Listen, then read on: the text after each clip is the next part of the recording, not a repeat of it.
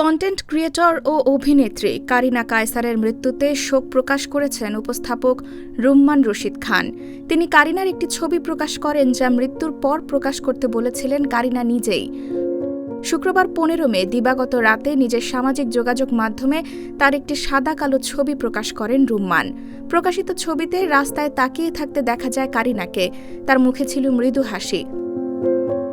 ছবিটি প্রকাশ করে ক্যাপশনে রুম্মান লেখেন, কারিনার এই ছবিটি তুলে যখন সাদা কালো এফেক্ট দিয়ে হোয়াটসঅ্যাপ করেছিলাম, কারিনা বলেছিলেন, ওয়াও কি জোস, আমাকে তো নায়িকা নায়িকা লাগছে, আমি মারা যাবার পরে ছবিটা দিয়েন।